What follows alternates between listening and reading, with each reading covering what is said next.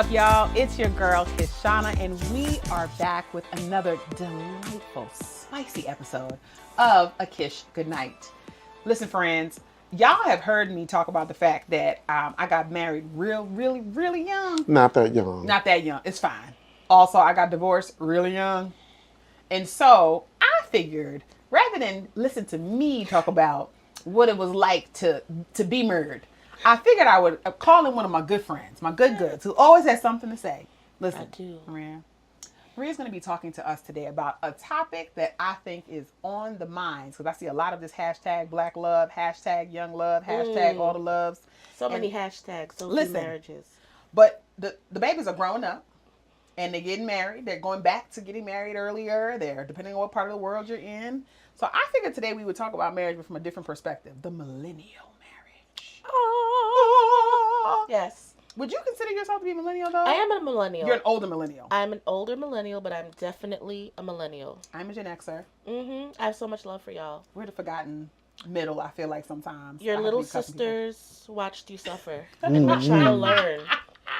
We're trying to navigate another way forward. That's right. That's what we did, suffer a little bit. We watched y'all suffer. We watched the sacrifice, the silence.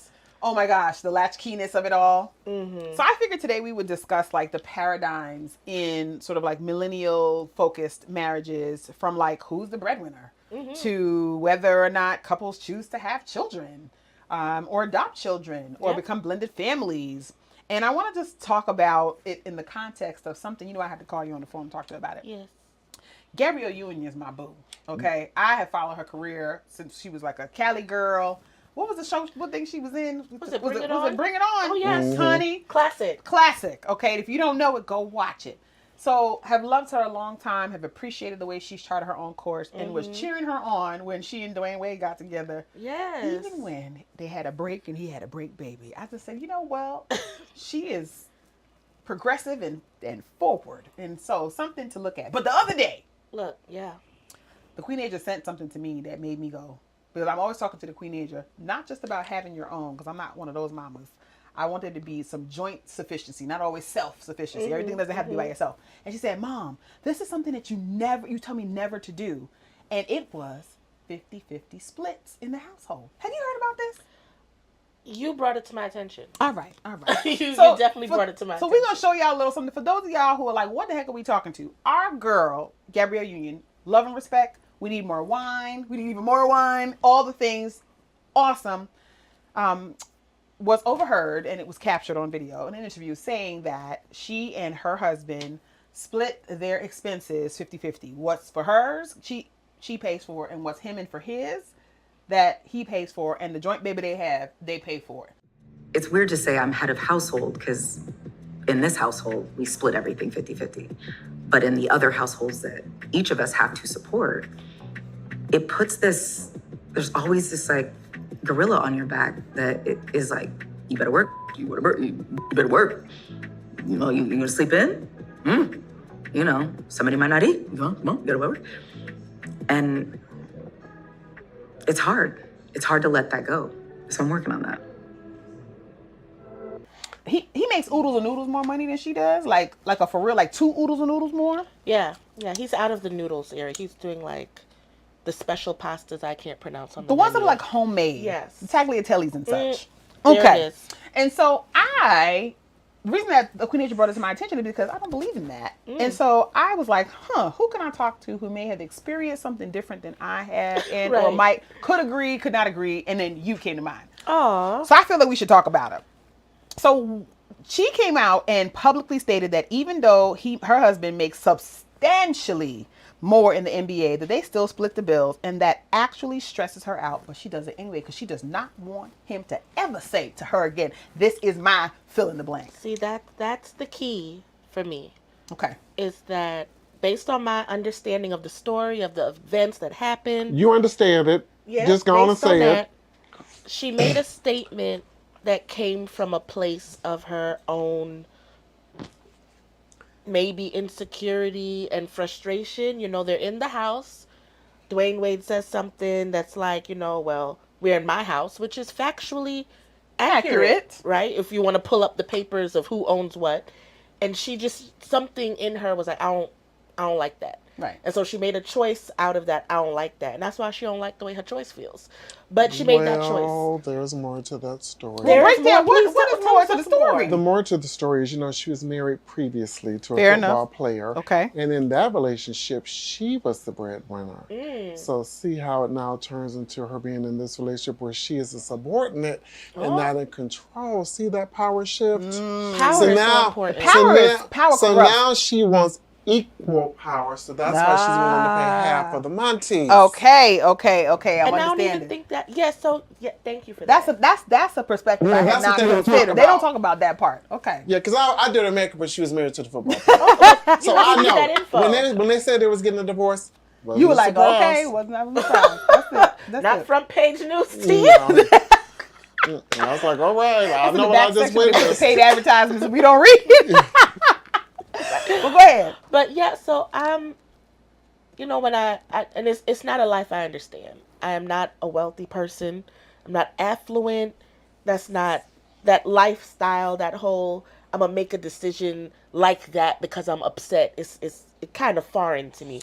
Kudos. Of emotions. It's a lot of emotions. A very emotionally based decision. That speaks to control. But as a controlling person, yes, as a person that has her own journey with her own control, I kind of get it. In our situation, in our marriage, to my lovely boo, Lopez Joel Dautruche, Pastor. The Reverend. He was just ordained. The Reverend. As I said, my Martinelli. Please do. The journey for him to be where he's supposed to be required me to show up a certain way. Amen. Because we're in a union. Mm-hmm. And what that meant in our union is that I was paying the monetary costs and expenses for us to live in our home with our child. And there was a point in that situation where I kind of, out of frustration, out of overwhelm, was like, you need to do something. Why do we always do that? We're like, you need to do something. And he did something. Now I wasn't clear on what that something should be. And I didn't like how it played out, and neither did he. And I was like, well, don't do that. I said, take that back. Take it back. He couldn't. Well, he did. Thank God. But what I meant was, not only am I doing this earning, because the earning is just one part of it. That's right. Not only am I doing this earning, but because I'm doing the earning and you're not, or not doing as much of, I need more of you in the planning, in the visioning, in the managing, in the tracking. Yeah. There's a lot in the money bucket of our partnership, of our relationship, that you can take a lead on and I would happily follow, but you got to show up and do that work. That's right. And we had spoken because my husband has also been married previously. And money showed up as a thing because it does. It does. Let's not avoid these conversations. Yeah, we live in a capitalist society. That's right. And he was, married young, super young, very difficult situation that is not uncommon to a number of people. Mm-hmm. And so he would say, I don't like getting into money because money is an issue, it's a problem for people. But really, what it was are these money is a tool and often stands in for other things. That's right. And so it's a poor substitute teacher. Teacher. No class management whatsoever. But can do real damage when the teacher actually shows up and the kids are like, wow, you've been out here just wilding. So, right. Now you want to have rules? We have not kept up with the system. So we were both on a journey at different points, but both on this journey of me healing my relationship with money. The research is there. Yes. Both the trauma or the threat of trauma, your body processes the same. So I grew up with a serious threat of poverty. Yeah. My parents immigrated here. They work really, really hard. But I just felt like the shadow of this threat of at any moment. You're going to be on the street. You can just be well, right? Even though that wasn't a real thing, I internalized that threat. Whereas Joel, he was more we don't talk about money because that's not polite, right? It's a very different cultural upbringing. He grew up, his folks are from Haiti. He was born in Haiti. Yep. And in Haiti, they're well-to-do people, as far as I know. Right. You got help in the house. My family, it don't cost much to live there, Right? So whereas I'm coming from, we are the help and Right. we had help. Now we're both trying to make something happen here in That's New right. York. That's right. And the tables are turned for us. And so there was just a lot to process. And at first he was very not interested in having the conversation, which just left way too much ground for me to feel like I had to cover by myself on behalf of us. Right. And so now, even though we're still in a position where I am earning the income coming into our relationship, into our household, we are practicing weekly family meetings. Money is on the agenda. Go over what we spent last week.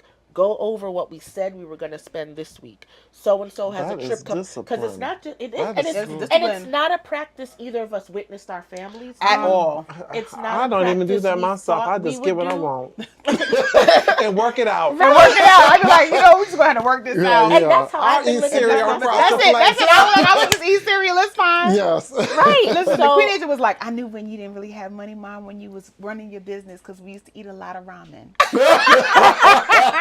The babies be knowing. She was like, I knew it. Then she said, every time I used to give her more Chef Boyardee for her lunchbox than something else, she was like, She's like, oh, something's I see happening. we're going down the road. Yeah, so I think when I hear stuff like this story with Gabrielle Union and Dwayne Wade, it reminds me that it's really not about how much. Right. The how is about how we manage. Right.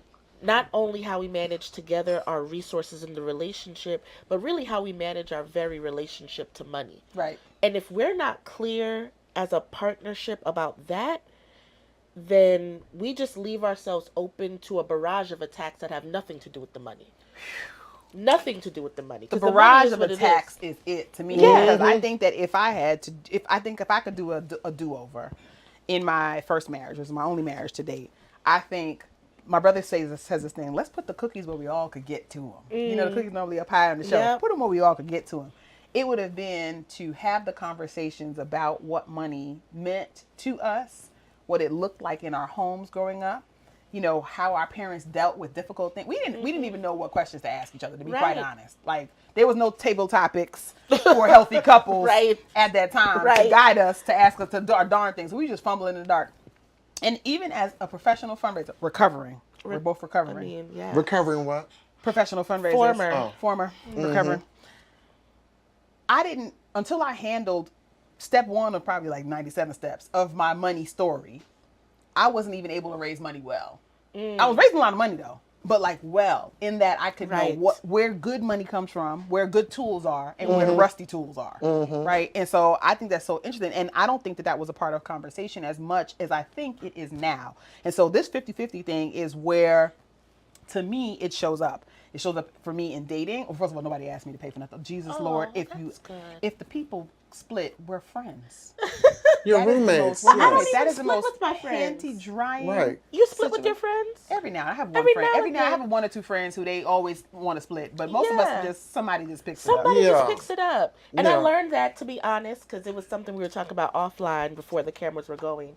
I learned that from being in a relationship with, you know, I don't want to characterize and generalize all people, but I learned the importance of just someone will pick it up, hanging out with my Jewish friends. Yeah. The bill would come and it would just be this peaceful moment of, oh, well, I touched it first, I'll get it. And I'll be like, should I? It was like, he touched it. Moises said he got it. He I got it. always Right. offer, even if somebody else Yeah, is I'll paying. always Yeah. just be like, should Same. I? Or Should I? want me Or to what put do you want to something put on the the They said, don't table? worry They're like, about it. oh, or They're they, like, or they people I are got it. fighting over who's They're gonna pay fighting it. over who's gonna pay. Child, I and wasn't so I in the started fight, bringing though. that into my friend groups, like, because you know, Same. black girls, we shall a brunch. We shall a brunch. We shall a time have. Yes. and so Yes, you know, it was I a just commandment. prepared myself one day. This was like about a decade ago. I said, normally the bill comes, and if four of us go out and we're drinking and we're eating and we're having a good time, and it's the carrying on, and we got all gussied up, we're easily gonna about 100 each. Like, if we're honest with ourselves. Or more. Tip, so I said, I'm going to this brunch with $500. Do I have $500? Maybe. I have to budget for it. I have to prepare myself. That's a good for this preparation, experiment. yes. And I said, when the bill comes, I'm just gonna take it. I'm gonna see what happens with this friend group, right? Like, these are my girls. Like, we've been doing this almost like a religion, right? Like, Yes. I'm normally the last one to brunch because I'm coming out of church. I'm rushing. So I get there, I'm like, guys, I was like, before the bill comes, I want to be honest with y'all, I got this. Like, I just want to pay for this brunch. I have prepared to pay for this brunch. I don't want nobody arguing with me when the bill Notice comes. you had to give a preamble. I had to give a whole, remember when we were little, and that's the thing about doing your money work. Because when we were little kids, a lot of us resonate with, we're going to this store. When we get in this store, don't ask for nothing. Don't look at nothing. Don't breathe on nothing. We ain't come here for you. So I feel like that stuff is related. Yes. You know, absolutely. I feel like it's this idea of when I go into a place where there are things to be had, there's this idea in the back of our mind that it's going to be a traumatic experience and all of it can't be for me. That's right. I can't have an abundant experience around things. That's and so I went, had this brunch with friends, and I said, I got this. And it felt amazing because I'd earned it. What did their faces look like? I just want. Well, you know, there's always the one that want to fight. Everybody got a friend in the group that's a goon, and it's normally me. But there's always one friend who she ready to be knucking and bucking. She always, you ain't got to pay for me because, and I'm like, I thought we were friends. Like, this is combative. It's very combative. We're about to take it outside, right? So I'm like, girl, first of all, I said when I said it, like, this is what we're doing today. Yes. Next time, if you want to get me, you can get me. If you, and she's like, so we doing a rotation now? That's what this is becoming. And I'm like, no, you know. It's a susu of brunch. It was getting rough. It should have been. It was getting, but I was like, let people love on you. Yeah. Let people gift to you when they can, what they can, right? And that's, I think, what we all took away from it. And that's what you should take away from it. And you know what I love about it is it opened up for me, especially in that group of friends where of all my other friend groups, and I've got a couple, we're to this day the most honest with one another. That's right. About financial situations. That's right. About how inflation's hitting us. About choices that are being made in our households. About, yeah, we'd love to come on that trip, but we really just cannot afford it. At this Instead time. of making up 20 different stories about why, this one's a camp. We can't find anywhere to board the dog. Oh, somebody did that to me. Oh my God, it's always the dog. It's always the dog. I can't find anywhere to board the dog. Did we not look at boarding places before you adopted the dog? You know what? It's fine.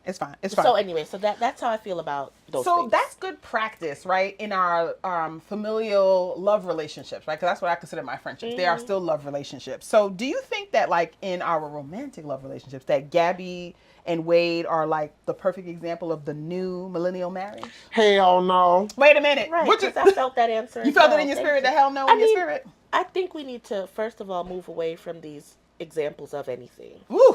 Right? This is what it is. I have a friend in a similar situation. They don't have money though. I have a friend who. Shout out to the No Having Money I have crew. a friend who met a man, and she started dating him. She met him in September. She moved in with him in December. Ooh. He had a pre-existing house in New Brunswick. Ooh. That's why I said New Brunswick. That's why I knew how far New Brunswick was. New Brunswick, New Jersey, where he was already paying his mortgage for 20 years. Okay. She moved in with him and started paying half the mortgage. No. Why? Because that's what he wanted, because he wanted to save for his retirement from the Verizon. Oh. So now the house is paid for early, and she's still paying mortgage, paying half for his pockets. No. Because she was so desperate to have a man. No. And I feel like I raised my little goddaughters and everybody the same, that if somebody is paying a pre-existing mortgage or rent and you move in with them, they should continue to pay it because they're going to pay it whether you're there or not. That's right. So why should you contribute to that? You could pick up the cable and the groceries and an occasional dinner, but you shouldn't have to pay half of somebody's mortgage or half of somebody's rent. He has to pay rent or mortgage whether you're there or not. That's absolutely right. Let him continue to pay it. I completely. You're not making no dents. You're not being a better person or anything, but paying half of his. Y'all are roommates at this point. Absolutely. So the thing for me is, like, I love that you said that, like, nobody should be an example of anything. Right. And yet, if we don't have examples to pull from, like, how do we learn anything? So you talked about, we hear the story about moving in with somebody whose mortgage is almost paid, and then you're going to keep paying the mortgage, and then after the mortgage is paid off, you're going to keep paying money. For what? Yeah. So because I can pull from our former fundraiser life. Yes, pull up. Come on, pull it down. One thing I remember is, I used to do institutional fundraising, which means from like companies, foundations, whatever. Oh. You meet one foundation, you've met one foundation, right? You get into one marriage. It's just that one marriage. Even like I said with my husband, he was married before. He was a whole different person then. Mm-hmm. That was a whole different relationship. Like, we can't always take all those rules to be transferable. That's right. There are lessons to be learned, right? But there's not always rules that end up being moved into the other and applied the same way. So, for instance, the way my brain literally shut down listening to the word problem of who's paying rent in this house that's almost paid for, right? That lets me know that I don't have the capacity to be in that word problem. No, like, no, that must that be was a word that's problem. a grade of math that I'm never gonna graduate to because that's not I'm not there on that. So It's I'm so cool if the person you know has figured out how to live in that word problem and is solving for X and that's working for them. It's not working for them. They're unhappy and I miserable. don't see. I They can't used even to live in the city. Now they live in New Brunswick. No, I can't. no, I can't no, even do I the can't math do on it. that. Every day. But I can't do it. I I think can't what's do it. important Plus, this idea you're of incurring the commute. examples. We're not about to do that. Go This ahead. idea of the examples. This is something I'm new to coming to in the marriage. Yeah. As you know personally, as my friend, we have gone through the waters. Yes. And we have come out on the other side other of just side. one storm. And so, what we're learning now is we thought in a number of ways that our marriage would be good if we replicated the things we thought it was supposed to be based on what we understood of other people's marriages. That's right. We That's had why the to marriage work, goals comes from. we had to work out of that. So I can't even really share a lot of energy space for this idea of goals and exam. So what we have now is this idea of our marriage as an opportunity to build a world together. And for us, the key to building that world together is our faith holds us together. That's for us one of our, I wouldn't say like our key, but it is necessary for us who we are as people to have God the center of our marriage, and faith plays a big part in who we are as people and how we come together. So this world building we're doing, when we think of our examples, they're not necessarily folks we see on the internet. You know, I personally am open to the idea that scripture tells me to watch my eye gate, my ear gate, what I'm seeing, what I'm hearing. So if I'm seeing something on the internet, I gotta cue into my discernment and be like, why am I seeing this right now? I gotta pause. Like, what am I taking in? Taking in what right is now. it becoming? Right? Because my goal is not to replicate Or emulate. what I see. It is to take wisdom and good things that God wants for me to create an abundant life for myself and with my husband. That's the example I'm trying to follow when I'm because I put my boo on a pip. You know about this. I know. I put Listen, him on a wait, slow down, because people need to understand this. This is why we had to talk to Maria about the millennial marriage, because for those of us who are like, what is a PIP? It's a performance improvement plan. To set you up for success. To set you up for success. It's not to fire you. People often think that in the workplace that a performance improvement plan is to let you go. When done well, gone, I would fire you. It's a That's start. it. It's a start. It is a start for a lot of folks. It's a start to the exit. Right, but it's also an opportunity. It's also an opportunity. Okay. It could For the be a promotion. start to an exit, because when you put someone on a PIP, the work of managing the PIP, I did labor. Yes, you did labor. I did labor. So I said, oh, you're going to need help. But, what we're building together, when we think of our goal, when we think of our example, some of the difficulty of working through the storms of our marriage in these first 9 years of being married, after being in a relationship together for 4 years prior to the marriage, is that we are creating something with one another, for one another, that we haven't seen before but have gotten glimpses of. Yeah. You know what I'm saying? Yeah, like, definitely. we've got vision of. We might align ourselves with folks that we're like, ooh, how'd y'all do that? Like, we heard from other people, oh, our family, had meetings. When we turned 10, the big thing about turning 10 was getting to join the family meetings as an adult. Yes. And I was like, oh, well, Mina Beans isn't 10 yet, so maybe we get this together. Yeah. And when she's 10, and we invite her into the family meeting. About money at a level she'll take that on, yeah. Right? My family has a very open relationship with death, and his doesn't. So we're trying to figure out how to take not just the best of, but who we are. Yeah. And really unpack what is that, and then what is fair, what is what we want to have co-created as, well, this is our marriage.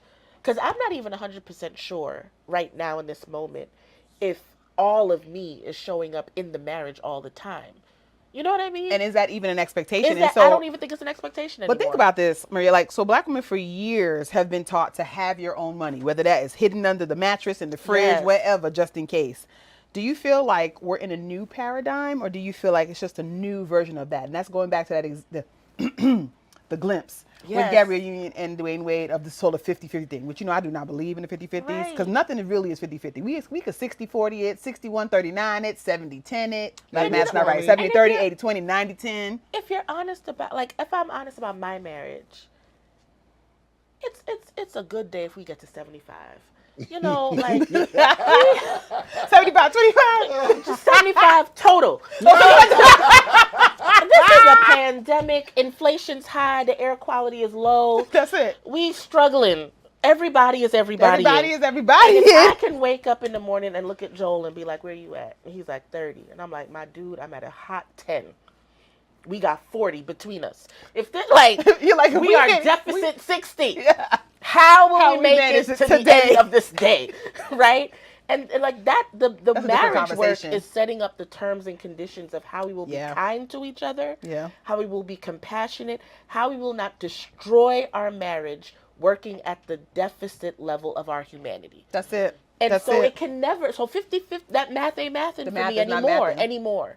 I used to try to be like, because the way I interpret that math before was that 50-50 means I'm giving 100 and he's giving 100. Yep. And then together that's what we've got. But I rarely have 100 to give. Because how can I give 100? I got to be a mom. That's right. I'm a caretaking daughter. That seems like about 25. I got a whole job for most of the marriage. Yep. Then I quit the job and started a whole business. I love my friends. I'm a very devoted friend. I try to be. And no one's getting 100. No. Nobody. And you had to preface it. I mean, I get notes from Maria like, "Hey, so I know that it's been a minute and you had written this to me 2 weeks ago, but I just want you to know it was on my mind. Here's my response." Right? And so like sometimes we can't even give ourselves 100. And that my goal is to give myself 100. Right. And so the 50-50 thing, I don't know if we're in a new paradigm. I wish we'd get to a place where we let that stuff go. I wish we'd get to a place where we were more concerned about developing the terms and conditions, the norms and desires and expectations and standards for how we treat one another in any relationship, but specifically in romantic relationships, which are not always marriages, because some of these marriages ain't got no romance. Hello? But that's another conversation. But when we find ourselves in these things, right? Like, how will I love you anyway when I'm struggling to love myself today? That's right. And how will you be supportive of that for me and with me while I'm trying to get to the best place I can be today, knowing it might really just be 25? That's it. And how will you not feel guilty or embarrassed or ashamed for giving your best contribution and my day may be getting worse with you? That's right. Because Joel also married a woman who navigates anxiety and depression. So sometimes I wake up in the morning next to Joel and was like, "Ooh, I'm at an 82. Let's do it." And it's me and him all day. And I'd be like, "Ooh, ending the day at 4." Woo! And let me tell you, 4 is a hot level. It's a hot level. You might want me sleeping on the couch, beloved, because I don't know if it's worth it tonight. And so I think that that is such a real and rich thing for us to kind of like reimagine how we show up. And I think that we tend to focus so much on the finances as the way that we show up differently, because I had this question on my mind, which was about, with a lot of women stepping up as the new breadwinners. I'm going to use a dangerous P word, /provider. Don't say nothing. How is the marriage being benefited? Because, I'm going to jump in before you do. Because I knew he's already Chris provider said. I grew up believing men are, and I'm going to, because I know who I grew up around, I'm be specific. I believe they were explicitly to themselves saying cis hetero men, right, are providers and protectors. I have not swayed far from that thinking. I have gotten more nuanced and explicit in how that shows up in our marriage. Because on the PIP, I learned, on the performance improvement plan journey we went on together, that you put him on. I learned that Joel thrives with explicitness, right? The more vague I am, the more he's like, well, this is what I think it is. And I'm like, that's not what I thought it was. So when we talk about protecting and providing, there were some specific things, especially in this first phase of our marriage, because we're just coming up on 9 years together.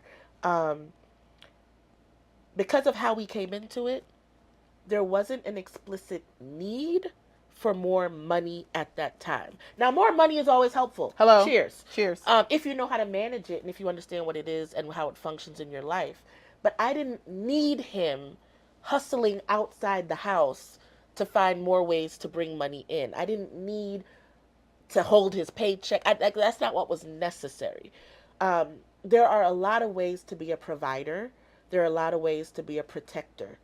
To be honest, what I needed the most, because of where I was on my healing journey individually, is I needed him to provide a safe space in the home for me to be emotionally more available to him. Yep. And I needed him to protect me from the demons in himself he was avoiding. And he just didn't get there until he got there. Mm-hmm. And so it was really hard. And what I said earlier, because he wasn't doing that work and I was learning the language in real time to articulate, here's what protector and provider means. Yes. The money argument became a facade and an entry gate for everything else. And I was like, well, why are we arguing? We don't have money problems.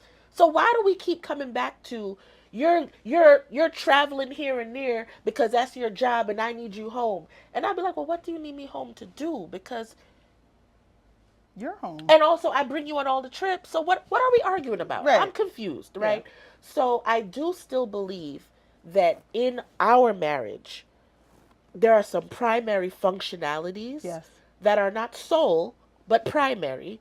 And protecting and providing falls in Joel's bandwagon. But you have to make the implicit explicit. Right. What that means is I don't need you making more money than me just because you're the man, just because you're my husband.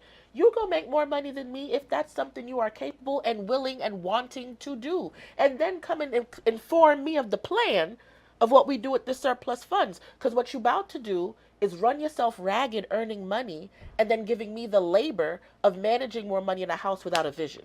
That's right. What am I supposed to do with this? That's right. And now we just out here. Now we just out here. Now I'm embezzling. Now you're creating PPP scams. PPP scams. You know, now I got all my girls going to Aruba for no good reason. We just out here because we have more.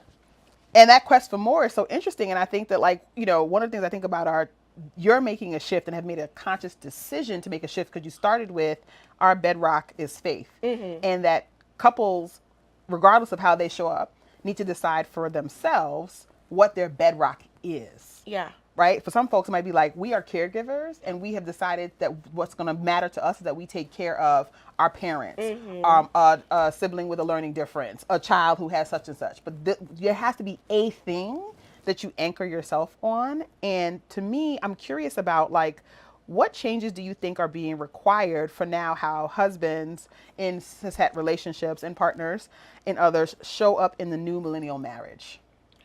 In this day and age, post-pandemic. You know, pandemic forward. Pandemic forward, that's a good one. Mm-hmm. I invite cis hetero men who are trying to be in these partnerships with cis hetero women in this day and age, particularly, you know, my black brothers. I invite y'all to examine how patriarchy and toxic masculinity have impacted your own life. You know, there's this thing men used to say. I don't know if they're still saying it. If they are, I think we can retire it, please. Okay, let me hear. But there's this standard, and it's entirely too low, of being a good husband, being a good partner, being a good man. I didn't hit you? I didn't hit you, and I don't cheat on you. And you're like, oh, beloved, welcome to being an adult. Beloved. What? I also did not. Right. So now what? I'm a good wife. He who finds a good thing. He who finds. I also did not hit you. I didn't bust the windows. Did not bust the windows out your car. Did not key your car. Did not come to your job acting loud. But then you come home and I'm raising hell. But I'm not out here making. You know. So right. I think what's required of men, right? What I invite men to consider is unlearning a lot of the things that they themselves are holding as prerequisites for them to be men. because I think what I am receiving and loving, and what when I talk to my friends, who specifically Black women, who are looking for, is they're looking for good humans they can be compatible with and that they can like. Yeah, that they can like. Because when I don't need you to survive, right? It's 2023. Yep. So white women got the right to vote in this country in 1920. We have people who are alive for that. That's right. Can open your own bank account. 1970, what, 3? Yeah, can open your own bank account. Can check single and buy a house for a mortgage as a woman. Like, there were things we really needed men to do in patriarchal society, right? That we don't need men to do the same way. And now we want to be in relationships with men who we like. So ask yourselves, am I likable? Do I like me? Do I like how I show up? And not in the bravado type of way, like, beat my chest kind of way. Like, no, but do I really, late in my midnight hour, moments, do you look? But see, do I like me? Do I like myself? Are there things I need to work? I mean, I think a turning point for us in our marriage, there were so many little, like, it's not just, it's like the dial. You got a dial, tick, tick, tick, tick. We had a timer valve when you're cooking. Yeah, we had a valve that had some chick, chick. We had a moment. Thank you. We had a moment. But one of the things that really got us to there's another way forward, like, it's not going to be dark forever. Joel joined a men's group. Oh, yes. One of my best friends did too. And it really did good things for him. I don't know if it works for everybody, but it did really amazing things for him. And I encourage men to get together with other men and work out manhood. So one of the things that came up for me as you were talking was, like, what changes are going to be required now for couples, and what do you think are some of the changes that you think are required, particularly for our partners, our husbands, to show up in a new millennial marriage? Because a lot of these gentlemen are like, first of all, I talked about this the other day. There's some damn meme that this young guy I was talking to, a gentleman caller, had sent me about the way you need to be treated. And down here it was like, I just met you, and up here it was like, wifey, and it was like 6 steps, and I was like, how old are we? 12? What? But just treat me like at the end. Like, I want the maintenance part of the program at the beginning so I can understand if I want in. Oh, it was like a Ponzi scheme? It was like a Ponzi scheme of girlfriendship. Like, I didn't understand it. Like, but who stays at the bottom? It really felt bad. It was the worst kind of susu ever. It wasn't the good kind. It was the scammy kind. I don't, you know what that reminds me? Stop it. Y'all know what blessings is? Don't. 2020, look it up. Okay. It was a bad scene. People got caught out there. But I know people who made, you know what? I wasn't among them. Go ahead. It was a moment. I remember hearing, I think all people have heard this in some way, but specifically I think men have been bought into this idea that if you meet a woman you like, you kind of intentionally protect yourself, right, by not treating her that great so that the expectation for you isn't that high. That's right. So that you don't disappoint her when you have your less than 100 human days, right? And I think that's dangerous for everybody. It's really unfair to dudes. It's super unfair to women. Yep. And I think what we have to do is be more honest and clear with ourselves about what we actually want, so that when we're in the world with other people, we can communicate from that place of integrity. That's right. So when I first met Joel, he did not want a relationship, and neither did I, right? I wanted an activity partner. I was going to be hanging out in New York for a couple weeks without a job. And I was like, hey, you know what's easy? Knowing I can call the same number, get the same person and hang out, than try to dial 7 people's numbers before I eventually go about myself. So, and he was, looking for a good time, which he didn't get right away. And then, we had to figure, and then things changed. That's right. Right? But I still to this day remember that second date with Joel. He showed up in a nice outfit, like trousers, pants, tie, had a bouquet of roses for me. And I had told him we were going to walk. Like, I was like, I just like walking. You're the one who said, I like to walk in the street. I do like and I was to walk in the streets. Yeah, I do like to walk. Although you'd be very proud of me the other day, I did tell one of my gentleman friends that it was fine for us to go for a walk on the beach. It's nice. It's conversation. I did say that. Yeah. It's where do you position yourself Mama with Dawn me. is proud. Because she raised you well. Actually, she did. And it's like, it's like those awkward things. What I do with my hands. I want to know what you do with your hands. Do you hold mine? Yeah. Do you bring me close when we're like about to cross? Like what happens? And I think that we're so afraid of messing up, of missing the mark, of making a mistake. We don't know how to navigate conflict, so we avoid it. We don't know how to communicate difficult things. That's right. So we don't struggle with each other. No, we back off. I just want out. I want out. I want out. You triggered me and I'm going home. I'm like, are you triggered or did you just not like what I said? I was like, what happened here? Right. Right? I did ask somebody who hurt you. Yeah. Maybe it was my best choice of words, but I just really mean it from the bottom of my heart. Yeah, like clearly somebody has hurt. Because where's it coming from? Where's this coming from? Right. So I think that those types of experiences are the things we're going to have to lean more into. Yeah. Right? Like I think, and I know we on the interwebs. I think social media has something to do with it. We got to take a break. Yeah. This is real life. This is real life. You got to like invest in your real life. That's right. Invest in the actual person who's going to be next to you every day if that's what you think you want. Because let me tell you something, to all my city girls in these streets, you know, you got to decide if you want the peace a marriage can afford. Because I'm telling you, day to day, I'm with a very peaceful person in what could be a very peaceful marriage. And I had to check myself calling him boring. Yeah. Because he's not boring. He's peaceful. He's just at peace. He's like, well, why are we arguing? I was like, you know what? Because I want drama. I want the drama. It used to happen. Excitement, pandem. I want all this. You're like, I need something. Right. And I just have to figure out where in my life does that work. Yes. Because, and that's why I said earlier, I'm not even sure if 100% of me is in the marriage. Because there's some parts of me that's like, don't always jive well in this thing we're creating, which is super peaceful and super enjoyable. I would be so skeptical of that though. Like, I'd be like, so there's no fighting. Oh, we fight. Or I'm not talking about disagreements or like even when you have a knockdown, drag out disagreement, that's different than a fight. A fight's when you go looking to me for the thing, not when you like trip and fall and you realize, what are we fighting about? There are parts of me that are still gooning. There are parts of me that are still, you know, grew up in soca carnival culture. I'm out here whatless on the road, and Joel ain't about that life. He's very peaceful.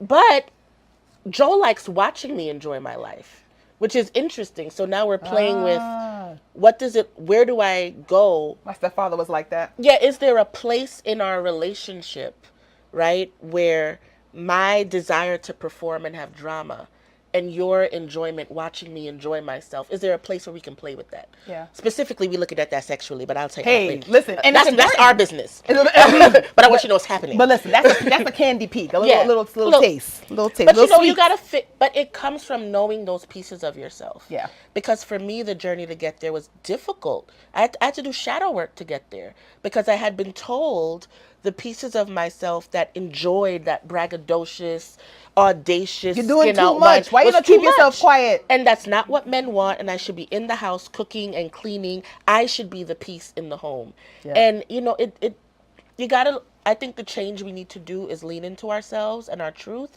and show up with that, because your vibe attracts your tribe. That's right. And your truth will get you to the root, and marriage requires roots. Yes, it does. It requires roots, and I think too many people are trying to marry for fruit. This is what we can get, this is what we can have, this is what we build in, and it's like, well, what's here though? Yeah, what's at the root? What's at the root? So if you were making a recipe for the new millennial marriage, and I would be, even though I'm a Gen Xer, I'm very proud of it, y'all. I don't want to be I don't want to have a latchkey marriage. I don't want to be home alone just figuring it out. Do you have some millennials on your roster? Yes, and young ones too. Couple Gen Zers. Somebody the other day told me I was lying about my age, and I said, I'll take that compliment. Couple Gen Zers, fresh out of undergrad. Just fresh. They're legal. They got good jobs. I know. We don't date broke men. People get recruited. Yes, people get recruited $250,000 jobs on the planet. Hello? I'm not one of them, but they're out there. So if you were making a recipe for a new millennial marriage and the partnership journey that goes to getting to that, if that's what folks desire, what traditional ingredients would you keep in? There'd definitely be faith. Definitely traditional ingredient. Traditional ingredient, the woman's got to be a little blind and the husband's got to be a little deaf. Just a little bit, just enough to get through the day. You don't need 100%. Yeah. I don't need to see 100% of what you're doing. You don't need to hear 100% of what I'm saying. Like, that's it. Catch what you can. That matters. That's it. Catch what you can. That's can, right? Yeah. Good health too. Good health. I don't think we talk about that enough with marriage. Okay, so I made someone upset the other day. He kept it on the inside, but I appreciated that his maturity to just like to one himself. Mm-hmm. But I said to him, I am not interested in being a night nurse. Look, I said, now if we're running this last couple laps together and you trip and skin your knee and I got to take care of you, excellent. I got lots of years of experience and home training. Right. Okay, it comes to me quick. But I'm not going to step into something knowing that you've been running with a peg leg and you ain't gotten that checked out.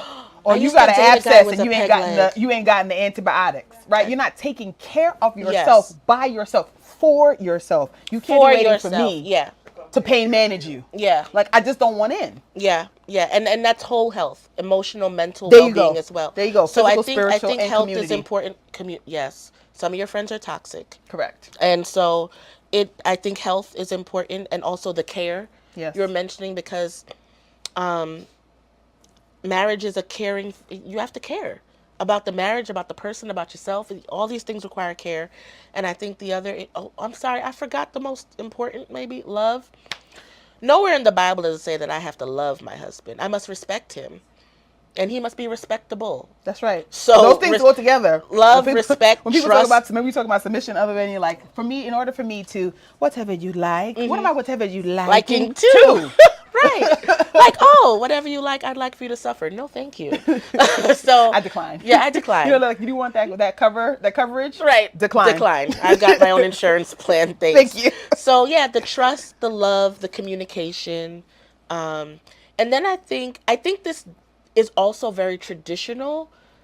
We just don't give the folks that made it a tradition enough credit.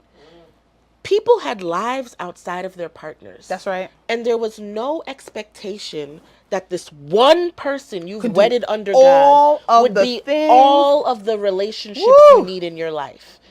And so I got the advantage of seeing my parents live separate in lives of one another, and then also have co-created this life in this household in which I was brought. They were clear that a lot of their marriage, from my perspective, was about raising me right. That's right. But they did not go to the same church, though they both believed in the same God. They had different circles of friends, though they had many friends in common and would always bring their friends together.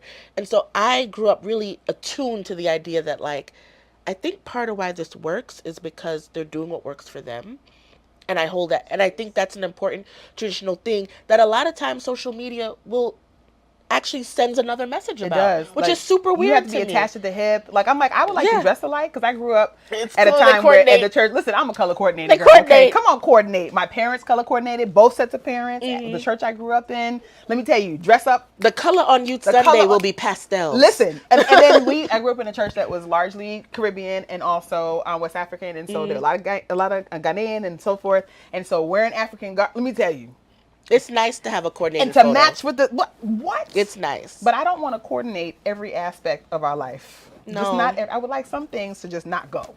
Yeah, like a concentric circle, right, or a Venn diagram. There are some spaces where and that's how I think you avoid this idea of that living this way has decreased the bitterness and the resentment and the sense of loss. I think of people your former feel self. Of your former self, because it is the former. Yeah. But if you give that part of yourself up, if you concede that to wholly be this other thing with this other person that has not yet formed, what you're not accounting for is the space you need to leave yourself to grow as a person. That's right. So that you can then pour into all of your relationships, including your marriage. So I've been getting better at leaving more space for myself. I remember when we just got married, I reached out to my Wonder Woman, who was my name for my matron of honor. And I was like, girl, let's hit the clubs. And she was like, what? You just got back from your honeymoon. I was like, I'm missing it. Listen, I want to be out in these streets. It was the last time I needed to go to a club in my life. I got out there and I was like, this is sick. This is disgusting. Why did we ever do this? I want to go home to my husband. People would come up behind me. I was like, I have a husband at home. Going home. Round up the girls. This train is leaving the station to her husband. You single scrapper. Look, the singles, you know, like. Look at you all wasting your lives away. You all were the smug married. I was a smug married. You were a smug married? I was very smug I was married. trying so hard to be back in the streets like, oh, nothing has changed. Things have changed. Things have changed. And so I think it's important to like have better change management practices. And I think... Let me help myself. But I do look at, you know, women that I've looked to for years who were not perfect. They struggled, they sacrificed, they suffered, and they thought that was what they had to do. That's right, ride or die. Ride or die. But they also created these pockets of spaciousness and joy that had nothing to do with them as wives, as mothers, as employees, like as leaders. I got to watch these women just be whoever they wanted to be, often with their own caucus sex group. Yep. Right. So oftentimes in that space. And so I think it's really, if that's like the sprinkle on top, like you gotta have that, like, you gotta go into it knowing that like this ain't the whole cake. No. And I remember listening to a sermon, Steve Furtick's wife, what is her name? Holly. I only know her name because Steve says it a lot. That's right. So this is years and years and years and years ago, probably when my marriage first ended. I remember her saying, like, you keep looking for your husband to be your best friend, to be your confidant. Sis, that's not his job. That's what your women friend are for. Get in a good group. Yeah. Of women who are wise and who are willing to learn together. And so when you mentioned that Joel was in a good men's group. It was saving grace at that point in the marriage for him to have that crew. I mean, because you need to be in community that is healthy. That is a part of your wellness, like, package that you have to have. Listen, we could talk about this stuff all day, but we got to let the people go. We got to leave them wanting more. Yeah. What's one final piece of advice? Because you said that you're still early in your marriage. I heard 4 + 9. I was like, that's 13. Last time I checked, and you said it's still early in the game. So what piece of advice would you give folks who are considering how much the marriage and lifetime partnership landscape has changed? Well, has it changed? I don't think so. There you go. I don't think so. I mean, I haven't been around for all of it. The millennia? The millennia in which we are in. I'm sure if you talk to Eve, Adam was too busy naming all the animals and she wanted his behind at home. And why hadn't he slayed a donkey or something? Slayed a chicken. He ain't killed nothing for her to eat. She responsible for getting all these fruits and vegetables, you know. Right. Anyway, I think that for the entirety of human history, people been peopling. And marriage, for me, is a divinely ordained human enterprise. It's messy. It's messy, but it has to have a purpose. And so I'm not sure it's changed. I think what has changed is our external environment, the social constructs we both uphold and break down over time and then rebuild or build different ones. I think we're going through a serious moment where there's like an examination. I don't think we've come to agreed conclusion. But there's a re-examination of a lot of these things we had bought into and accepted for years. What does it mean to be feminine? What does it mean to be masculine? What are gender roles? Do we need them? Patriarchy's coming down. Capitalism is not working. There are all these things that have helped us as a society group, other, and belong. And again, belonging is a basic human need. It is a basic human need. So all those things are kind of being reassessed while the institution and practice of marriage continues. That's right. So I don't think this piece has shifted as much as it's had to be contended with the external environment. Woo. You got to be fortified and you got to be armored. Look, and you have to be centered. You got to have grounded. something that makes it work for you. Something that makes it work for you. It cannot work and then you want to get out of it. That's right. And the best way to stay in a good marriage is to stay in a good marriage. That's it. Come on. Listen, y'all. Ain't no secret. We have had the word. The peanut gallery's been going crazy. I just want to thank you so much for hanging out with me. This has been another delicious episode of A Kish Goodnight. Good night, Kish. Thank you, my darling, and we will see y'all soon.